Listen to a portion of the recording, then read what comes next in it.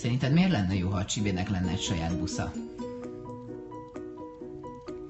Hát, mert lehetne abban ilyen csibelsz jöveteleket rendezni, és ez tök menő lenne, hogyha valahol lenne egy ilyen saját busz, amiben bármikor bemehetünk, és ott tudunk szórakozni, meg hát ez ilyen nagyon menő szerintem.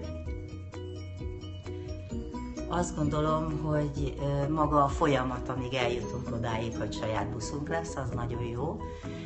Minden olyan dolog, amit egy csibe közösen csinál, az közelebb hozza az benne lévő embereket.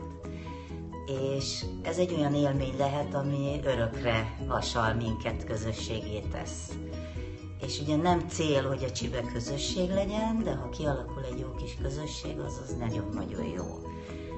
És az fontos, hogy itt az elkövetkező még 6 évben jól érezzük együtt egymással magunkat, és akkor tudunk igazán jól dolgozni, akkor tudunk megbeszélni dolgokat. Ennyi talán. Azért, mert lenne egy olyan hely, ahol a csibe így össze tudna gyűlni, és akkor lenne egy ilyen közös hely, ahol így berendezhetnénk, meg ilyen tök jó lenne. És ez miért lenne más, mint egy átlagos terem? Hát, mert sokkal ilyen házabb, szóval sokkal ilyen lakályosabb, nem tudom. Sokkal barátiabb, mint egy osztályterem.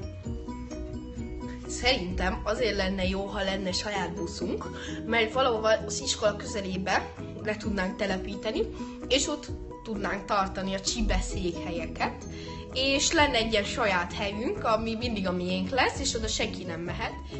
Én szerintem a Csibének marha jó lenne, ha lenne egy saját busza, mert ez egyszerűen jó dolog, hát csomó mindent lehetne ott csinálni. Akár lehetne benne szülinapokat csinálni, ilyen csibegyűléseket, én szerintem ez egy marha jó dolog lenne.